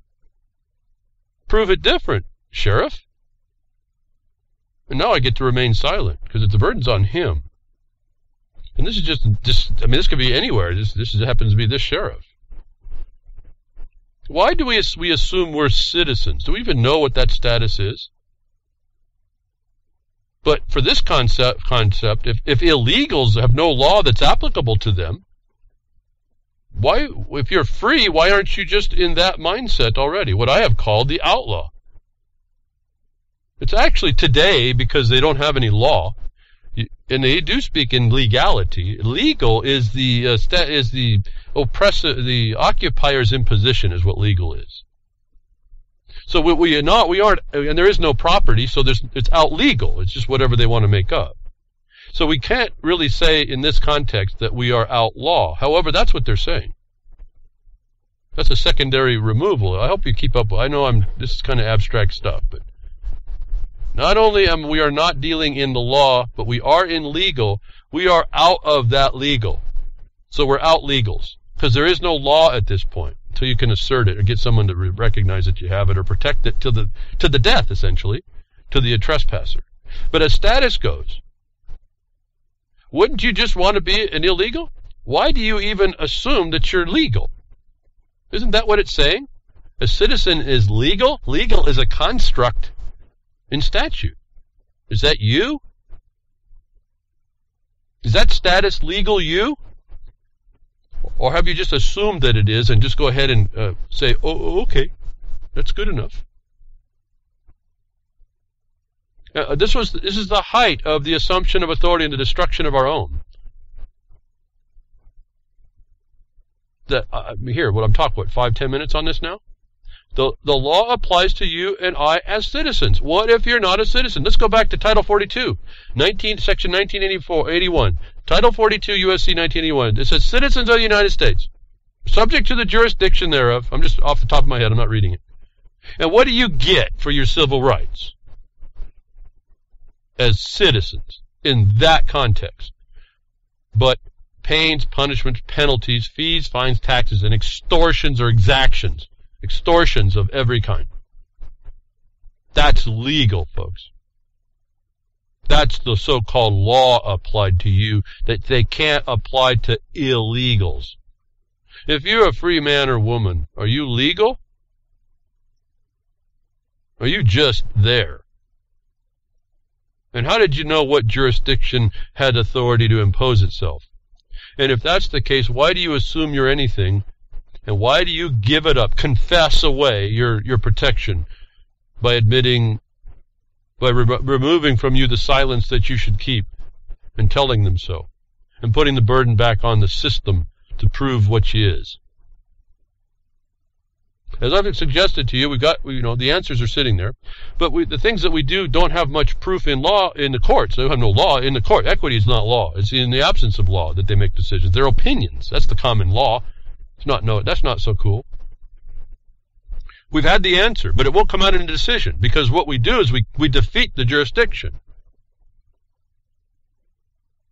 But I told you that I had a friend of mine go in on a traffic situation, and I had him put the officer on the stand when our pre-plea remedies and avoidance failed to do it prior to plea. They wouldn't acknowledge any of those, so I knew we were in a corrupt system.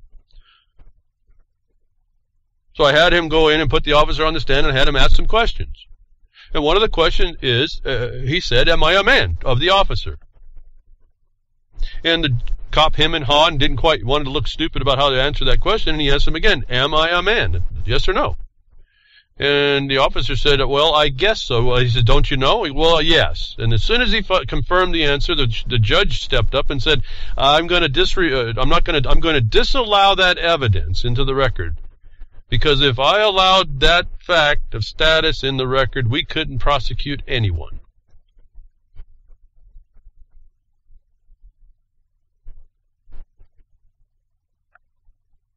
Think about that, folks. He wasn't a person then, was it?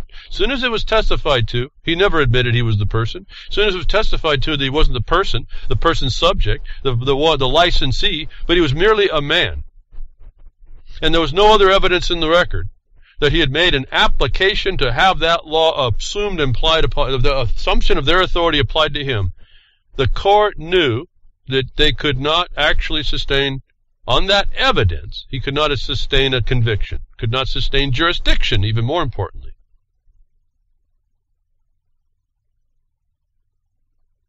That when I read, the law applies to you and I as citizens, in other words, we now see the citizens are persons and legal entities established in legal jurisdictions, and that a man is not. That does not exclude the woman, even though, if you don't understand it, legal, there is no gender. So there is no man and woman. Women are treated as men. the shock. This is what feminism kind of blew out of everybody's mindset. Let's not go over there. But the law applies to you and I as citizens. What if I'm saying you assume that you're a citizen? You assume you're some status that allows him to say that. And you allowed him to say that. And I know we don't have a discussion with him. But this is what you do in your daily life in about anybody who imposes this discussion. That this is one of those big, big deals. Maybe I've said a lot too long, and maybe you got the idea here. But this is a big, big, big deal right here. And when you fully understand what it's saying, that little sentence, his observation, as applied through what I can show, what I've been talked about for years, you realize that there's some simple answers for us. And as what, get out of her, my people kind of thing. Withdraw, folks. What do we say? Don't buy, don't comply, ask why. United we strike, all that. We don't do too much of that much. It's coming up again, middle of the month. Withdraw. Step back, withdraw, and rethink your place. And then re-engage where you can. See, we have our own power and authority, and it's being trespassed. And we subject ourselves to assumed authority without properly challenging it, or we do things that we don't know that take away the assumption, put on the more of a presumption. Because even if you have a driver's license, that's only the presumption of an application. That can be defeated too. You just got to know what the language is that does it. It's not all that extensive. I don't have to go talking. A lot of people will hardly ever hear me talk about a constitutional right. Why? Because it's irrelevant within a legal system. It's only where the occupier has to go back and be shown that you had the obligation to hold up this part of the bargain that you violated over here, that they have to go look at that. That I almost never really talk too much about the Constitution. Don't have to, because we're not dealing in that system. And even so, that system wasn't meant for us anyway. It was meant to establish government and the constraints of it, supposedly. If it wasn't invalid from the beginning, as I kind of explained to you in Article 6, underneath the prior engagements and debt entered into. That wasn't a sovereignty. But because these cops think that you and I as citizens, they assume upon you, it's like a slander. It's a defamation. They put on a status on you that may or may not be. And the courts, they put the status on you, they assume it upon you that may or may not be. It's a trespass in the first instance, as far as I can tell. Especially where when they made these new usurped systems, you had to, it's required that you fill out an application. In other words, a de facto state imposed its authority, its power over a de jure condition and said all that existed before don't exist here. And if you want protection by this new system, you're going to have to file this application by this form, and you're going to have to get permission to be in, and then we'll extend to you the protections that we have for you. To know that is not just an automatic citizenry. Why people just don't say that instead of all this endless nonsense I hear about all these constitutional rights and this and yak, founding fathers, this and all that, I don't know. But we do. And these people, these cops, assume that their authority is over all citizens, and they then slander everybody and put a crime upon everybody to presume upon everybody. They actually do it as a presumption, and they don't have the power to do that either, that you're subject to the law. And the illegals are not. And so there's been one thing you can actually make notice and say, I'm illegal, essentially.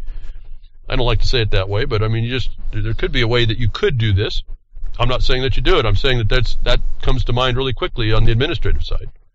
That because they do this, because they presume upon you servitudes, serfdom, we get these stories. SWAT team raids house and kills homeowner because the criminal who burglarized the house told them to.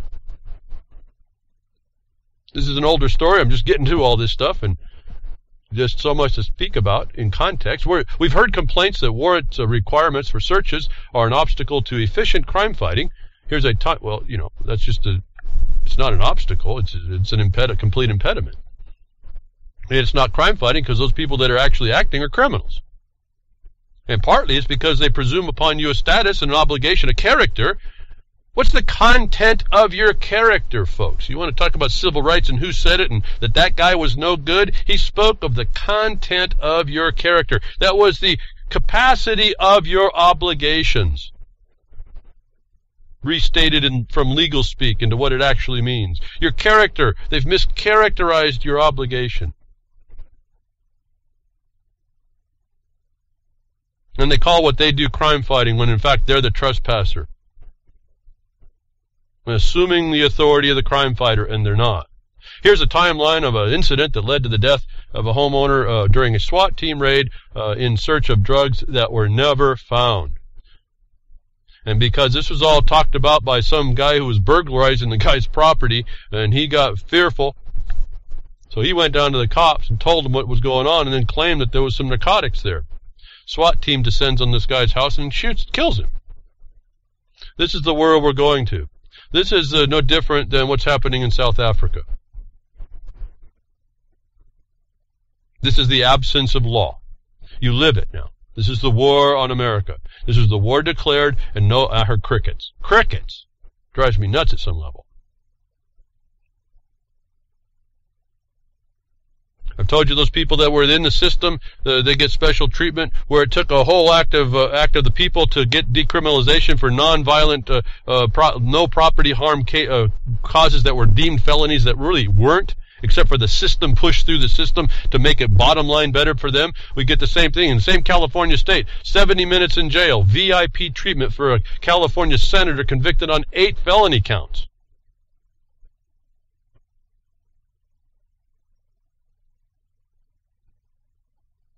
If you don't think there's an occupying force that protects its own, I don't know what to tell you there, folks.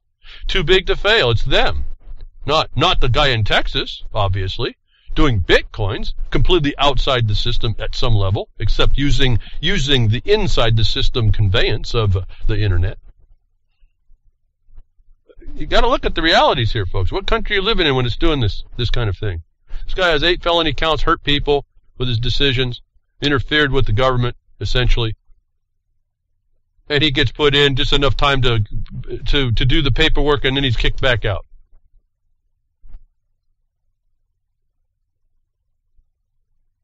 The system just takes advantage because no one speaks up. No one feels it's a wrong big enough to take on the obligation, the responsibility to shut it down and persist until it does. And don't look at all the excuses. I found us doing, not us particularly, but as associations and groups of people, we tend to look at all the exceptions why we didn't, instead of saying, wait a minute, we had the responsibility to ourselves to eliminate excuses and just get it done. We allow, in our silence, they win. 33 police officers fire 600 bullets into a car knowing it contained a hostage, and they killed her. Now, don't you think, intelligence would say we don't need to shoot to kill?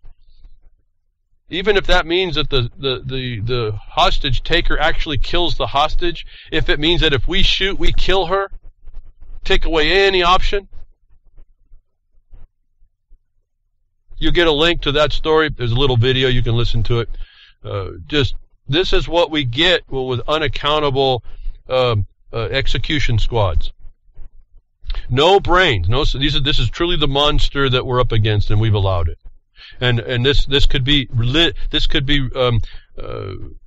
legislated out and legislated in on more accountability if someone would just step up and do it.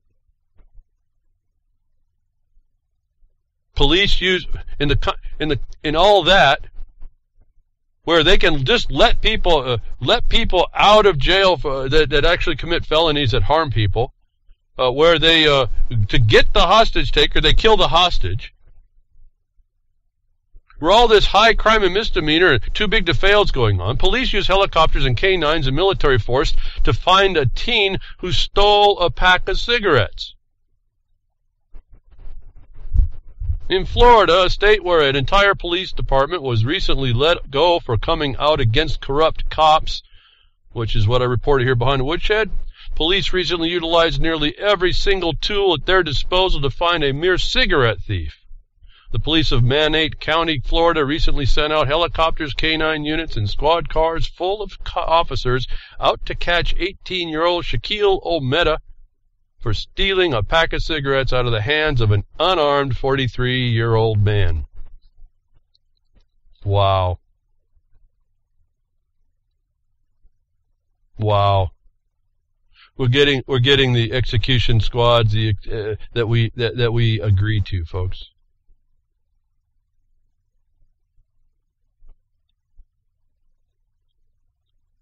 And you understand the underlying problem here. On top of the insanity of it all, they're billing somebody for that. So all this stuff has a cost that kind of goes by the wayside. It's not just the outright violence that's happening that's unaccountable, that is not arrested. That these execution squads for the system, these occupiers, the military rule that we're under is allowed to itself. It has a cost, which they exact from you as well. Again, the system, when I started to see this, it's really a fascinating and brilliant system. They get you to agree and pay for everything they do against you. And they do that because you keep taking it.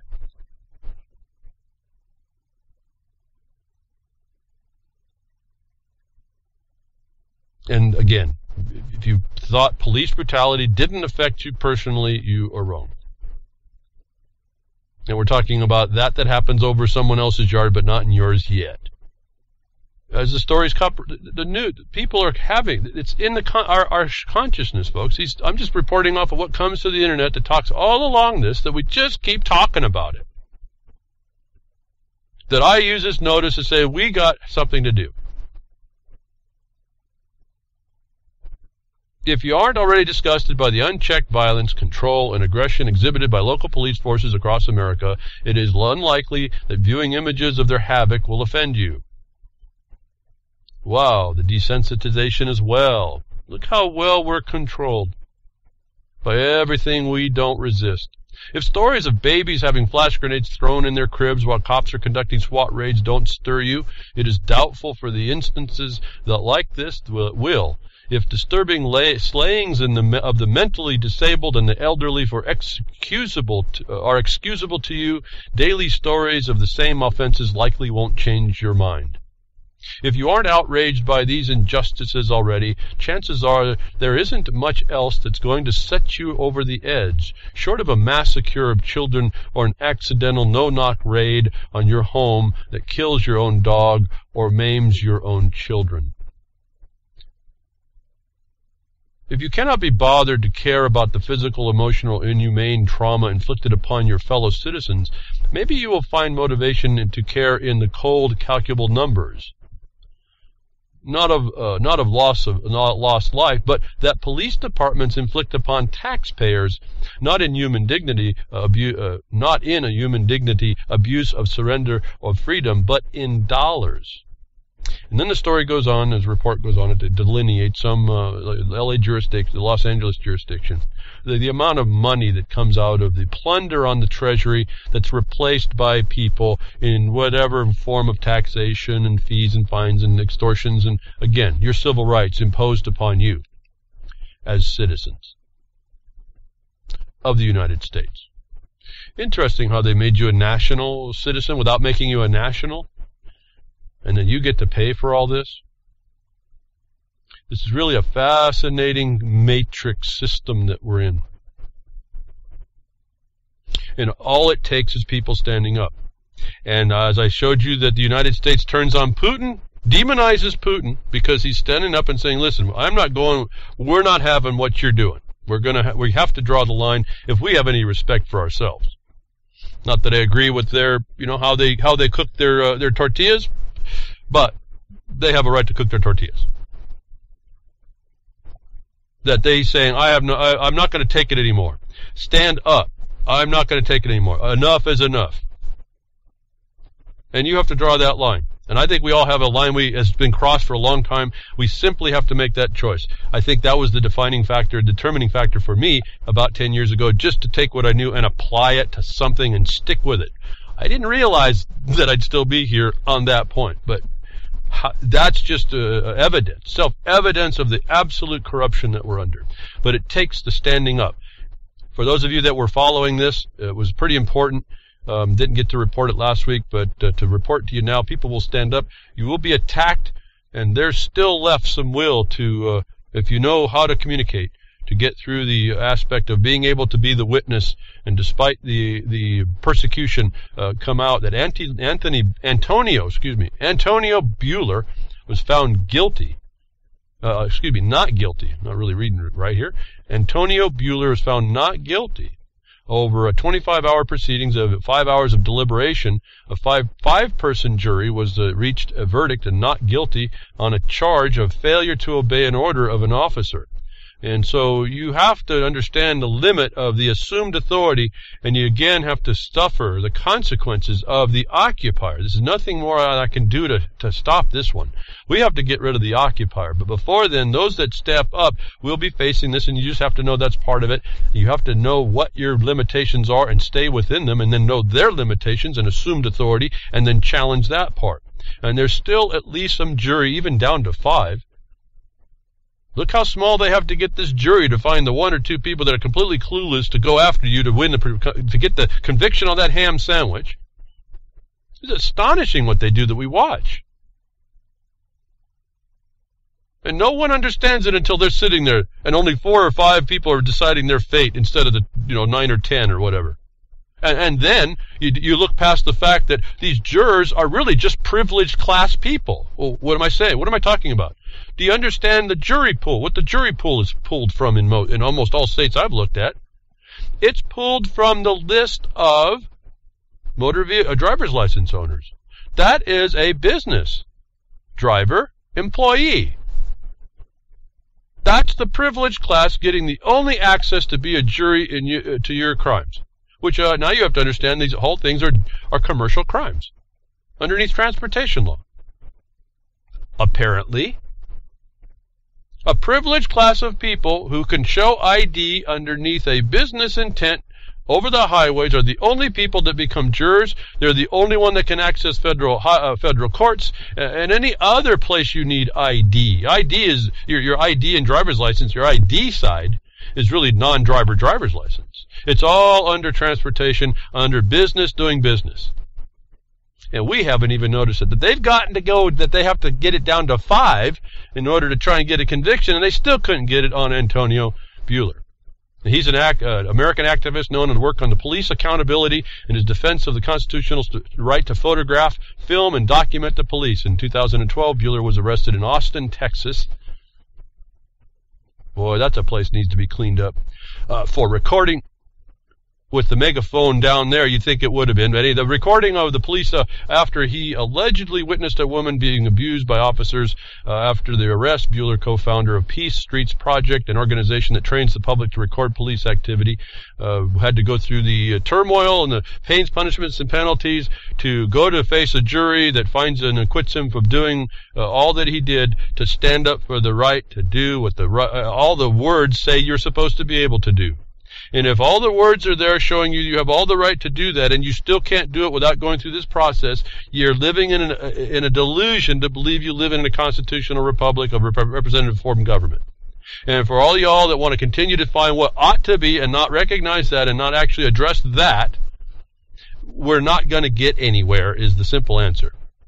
That he had to go through this. Luckily, there was a jury still yet with an idea that what he did is okay, notwithstanding all the court cases that say what he can do was doing that, and that the order of the officer to cease that activity was not a lawful order. All these conditions on your rights already should have said something. That he prevails, and I hope he continues, because now that he's prevailed against that and suffered all this, he now gets to suffer the rest of the court system to try and get redress for his harm. So now you see, right to redress is just your right, your abilities. Now it's an ability for you to get more beat up by the system, and you think you're getting something good. There's nothing in the first instance to come out of this. You have to continue to go through the occupier system as they beat you down. And you know that a corporation lasts forever. Even though there's laws against perpetuity, you're not going to last forever. So this whole thing is set up, this whole matrix system is set up to counter to your nature. And apparently they, again, the cops have presumed upon him a citizen subject status. Now, they've been found wrong, and so the additional cost will be, if he continues, will be that whatever he wins in millions and millions of dollars will be now put on the taxpayer again. And the officers causing that upon the people will not be held accountable, and they'll be allowed to continue it. And no one says anything. They don't make any legislation to stop that nonsense. Isn't that fascinating? You allow the occupying force to come and steal your stuff, and nobody makes legislation that you can't do that. If it wasn't enough before on the writings, we'll have to make more legislation to stop you. We don't do that. Instead, we let them make the law that makes it easier for them to cause plunder and parasiticism upon us. Such that you've been hearing now coming more and more in the news, and I really do hope that they resolve this. The law lets IRS seize accounts on no suspicion, no crime required. For almost 40 years, Carol Hinders was dished out Mexican specialties on her modest cash-only restaurant. For just as long, she deposited in earnings at a small bank branch a block away, until last year when two tax agents knocked on her door and informed her that they had seized her checking account of almost $33,000. Internal Revenue Service agents did not accuse Ms. Henderson of money laundering or cheating on her taxes. In fact, she has not been charged with any crime. Instead, the money was seized solely because she deposited less than $10,000 a time when they viewed which they viewed as an attempt to avoid triggering a required government report. Okay, so that lunacy's there. First of all, get out of the banks. First of all. Secondly, stop agreeing to be a taxpayer by a person liable.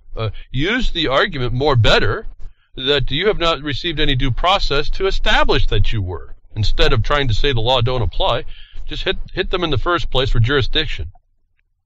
And then, where's the law that's coming? I hope people step up. You get violated about this, and everybody who folks, do you have $10,000 to put in a bank to comply with the law for $10,000? This means that everybody's accounts that supply that do any kind of repetitious small amounts are going to be subject. But bottom line is that they're taking this big club that they have and using it. And all you have to start doing is now impose the will of the people to say we need a law to protect ourselves from this plunder. And I understand that that's coming down the pike. You need to, for those of you that can be important to, you need to support those efforts to try and get the law that says you can't get even if, haven't even analyzed this part of it, you can't do this unless you get a conviction. I don't even know if that would be adequate, because I don't know if the conviction should allow the type of forfeiture and seizure that they're talking about, which is under admiralty. This is the only authority the feds have to do this. In fact, this forfeiture is only in the feds. In other words, the state doing it, it's a crime. Unless you find out the states are Fed agents, and then they're not states, are they? Now we're back to the origination of what I've been telling you. It's not what you think ought to be, it's what it is. The civil forfeiture is real, and it'll come and destroy your life. And it turns the tables. They sue the money, they don't sue you, and then you have to prove that you had it. You have to prove title to it. Now, how do you prove title when the name of who owns it on those bills and the accounts that they received say Federal Reserve note on it? Obligation of another. How do you prove that? See, we opt into all this. Instead of staying in silver coin that's property, we went into the notes that are obligations of somebody else. It's fascinating what we do to ourselves. civil asset forfeiture victim fought and won when the government tried to take his property. So what I did here is I wanted to show you that they'll come and take your stuff, but you better have your books together really, really, really good, and you can fight that. But it's going to take you a lot of time and money. And the next report on that the title of which I just said, gives you an idea of what it takes. And I'm telling you, you need to really look at this and get yourself familiar with this process. If you isolate yourself away and don't use the banks, you have nothing to worry about, right? If you have no property in the state, it's a very powerful term to understand, in the state. It's their state. It's in that occupying state. It's the state of theft and plunder. You keep your stuff out of the state. You're outlaw, out-legal. They can't get it, can they? You take your name off of everything and every property and out of every function and instrumentality of the government, and you don't have anything they can take. Is that true? I think so. And if you want to see all the places, interestingly, if you want to say consistently, if you want to see all the places that they have attached you to the system, go find your motor vehicle code and find out what it takes when you want one of their licenses and IDs. Find out all the things they list that establishes a residence in the state for purposes of more plunder, for the application of more plunder. And you make sure you have that list and you print it out, and as you can over time, you cut your ties to every one of those. The one that I think that may be the hardest for people to understand is your address. You don't understand about that. There's a simple answer for it. You'll also find the answer to that where they cannot accept a general delivery location as a residence address. So just to solve that problem for you. But you'll find out all that list is the system saying all these things make you subject. And I'm asking you, you got to cut each and every one of them. And if everything I've looked at, there's ways to do it. They're not patriot ways. There's other ways. There's ways in law, in the legal that they have. There's in the legal represents the law. They, as the occupier has defined, reflecting what they ought to have done, and that's all pretty good actually. There are answers to how you undo what you did in error. And you're going to have to find a substitute, and that gets very, very difficult. This is not, there's a whole lot. This is just not for the queasy, and it's not for the people who don't understand the details, and it's not for people that live in the non-reality of what ought to be. It's for people that become very independent because you're going to have to figure out alternatives. But if you're in the system, you can win. I put a link here. You'll get in the Blogcaster page. Read what it takes. Read the dynamic. Read what happens. So that you can be prepared in your mind on where you need to go to hopefully stop it. And in the meantime, hopefully a bunch of people get together and it's coming. And my problem with these things that are coming, the new way that they're doing it is they write a new law to stop an old plunder, but they actually create a new loophole in order to make a worse plunder. That's my problem with a lot of the new stuff. But you need to support that which would stop, at least in the minimum, stop theft before conviction, at least. And maybe stop the fiction of suing the money itself to get around the property. See, that's a theft of the property in the first instance. But you have to understand in international law, that's really the property of another. And they're saying it itself is a contraband. That's admiralty. This comes underneath that Trading with the Enemy Act. If you want to get down to all that, it all comes back. What I've told you in the past comes back against right here. That all has to be ended. That can be the cause that you focus on. Spoken to in the condition that we find today, not the one you think exists, but the one that is, and you persist until it's done. Because what's coming on to us as we reflect what happens in Britain shows up here. It used to take a couple years. Now it must be down to 6 months. This next report caused me a little bit of alarm in that the crickets could care less, but for those of us that care, again, we just have to anticipate the future, what it could bring, and maybe protect for it and against it. Anti-terrorism bill, police to get power to secretly search suspects' houses coming to Britain. Australia. Made a mistake there. Federal police will gain, same thing, the Queen, folks. Federal police will gain the power to secretly search a terrorism suspect's home, enter through an innocent neighbor's property, and impersonate people without having to notify the subjects of the warrant for 6 months or more. I don't want to read more. This is just what's coming. See, there's no law, and they're telegraphing really how it's going to work. And so the only way we can install law is we step up and we insist on it. And I'm railing on this a bit because I know that's what it's going to take. We can have all these other opinions, and I can just see what's worked and what's not. I can look in the history books as well, even as they tell us lies. But as I was saying before, I just want to remind us here, what they're bringing online tells us. I said, look at these people. I told you just by the nature of the unqualified one, I could tell our future. I told you that he brings up the essence of the past. He brings up the Lincoln. He brings up Roosevelt, who crippled the nation. He's what's going to be the new way to do that. You've seen that happen. And now that Eric Holder's been out and given all his immunity, he's trying to bring someone else in, an attorney named Loretta Lynch. And, if you thought it was bad now, you wait till you get a lynching prosecutor. And you tell me whether or not there's going to be any compassion in someone named Lynch, who will by all experience and historical response act as her name is named.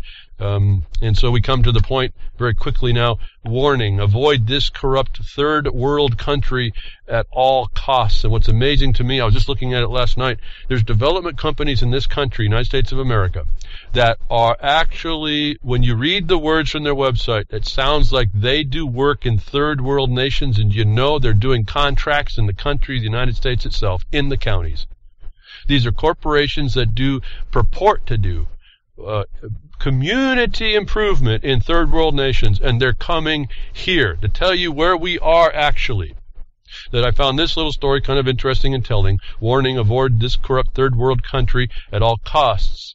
And I won't be able to get to all of it. It essentially is, as John Anderson, an American tourist from San Clemente, California, was driving down a poorly maintained highway when he saw flashing lights in his rearview mirror. After a brief exchange with a local officer, Anderson was shocked when the cop started searching his vehicle. Anderson's had $25,000 in U.S. cash in the car, which, by the way, was not a crime according to local laws. When the cop saw it, he told Anderson that he would take it, and threatened him with arrest if he protested. Anderson couldn't believe it. This is the sort of stuff you always hear about in these third world countries: corrupt cops and state robbery. Ultimately, Anderson gave in, and cop let him go and did not charge him with a crime, but took every last penny in the vehicle. And for the last 2 years, Anderson was trying to successfully fight in the courts, the country's kangaroo court system. The point here is, this is what we've allowed it. We are the banana republic, something I talked about a long time ago. Not me, just me. There's lots of others. It's just an observation we made long ago. We live in a banana republic, and no one seems to care, and no one seems to worry about it. And we are here because we've allowed it. Our silence is their victory, folks. Our silence is their victory. It's the victory of those that would have and say for us better than we do for ourselves, despite all the trappings, and they are trappings, facade that says otherwise.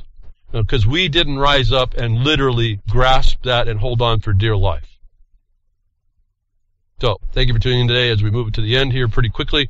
Appreciate it. Again, pass the podcast around as you will. Click on it. It's not that you have to click. I mean, listen, I apply what I'm telling you. I can just tell you that I applied all last week that I talked to you about. I applied the principles all week.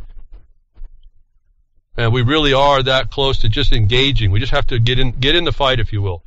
I try not to make it a fight. We try to do it reasonably and not make it a fight, so we're not at risk. That's the most important thing. We don't have to be at risk. And we can still prevail. And the more that come, the faster we'll do that. So appreciate it. Keep tuned into your networks and wherever you keep the broadcasts going. Support all those. WorldTruth.org, the social network. Maybe sign on there. And like I said, I don't do that too well, but I come in every once in a while, and reallibertymedia.com, and we have UCY.tv and the FM and AM broadcasters that might be out there. Really appreciate that, and really appreciate the time you spend here to listen to me. And again, markonthebeast@yahoo.com. If you've got any suggestions, I don't know what more to do but to keep putting it out there and hope someone's putting it to use. Take care. Well, that's another lesson. I hope with today's information you can take it to those that misbehave.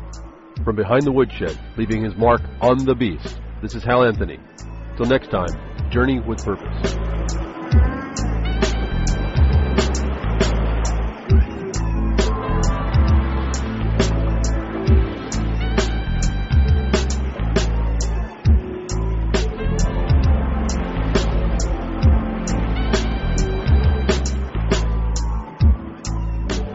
So that's what opening up a can of whoop-ass feels like.